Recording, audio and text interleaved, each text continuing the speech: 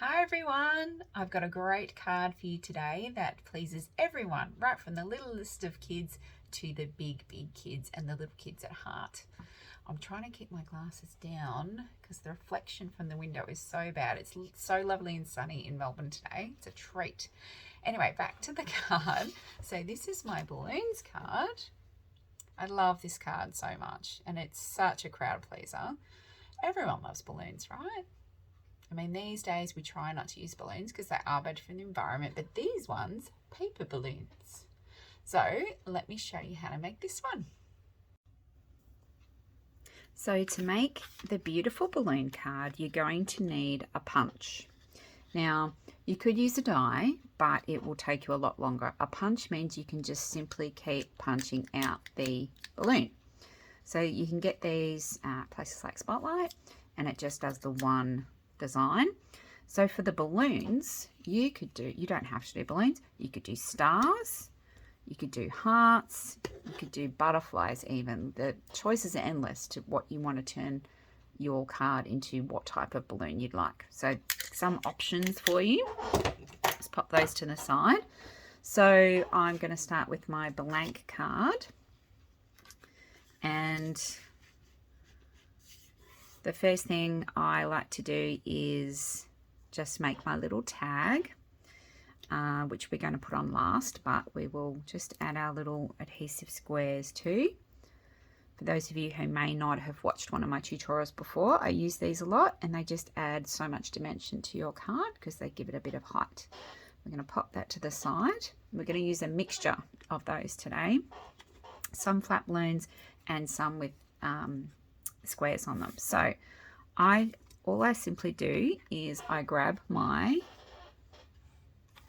remnants basket and I just go through and choose all different colored papers and chop my balloons out of them. This is really handy because these are all little offcuts that you can't really use for much else. So this is a great way to use them up. And I make sure that I mix glitter paper into the design. It really adds a little bit of, let's say, va-va-voom to the card at the end, makes it shiny. I think it works really well. So we just start with, spread out my balloons a bit so I can see them all. And the trick, I suppose, is to get a really good balance of colour and positioning. So I start at the top, and you want to create a full bunch of balloons, but it also needs a little bit of structure in there, not necessarily just a round circle. Like you guys might have seen my pom-pom card with the pom-poms. It's just a circle, and that works well for that card, but I believe this looks more like what a real bunch of balloons might look like. So the top ones I'm just sticking on with runner tape, or you can use double-sided, and we're just sticking them across the top third of our card like so. And I'm just picking random colors just so that each one is sort of a little bit different to the next. You don't want two colors that match particularly closely together. You want that contrast constantly through your cards. Now this is the first one we're going to do that has the adhesive square. So as you can see, I'm going to pop that down there, and it just adds a bit of lift to the card. So I'm going to go ahead and keep popping these on and speed up the process.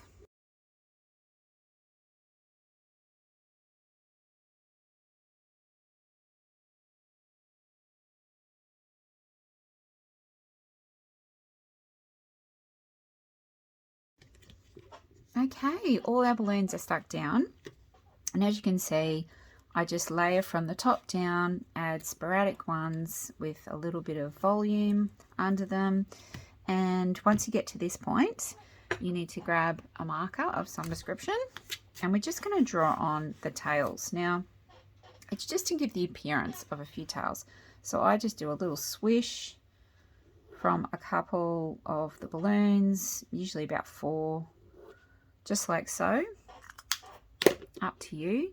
And then add the little Make-A-Wish and the string to tie it all together.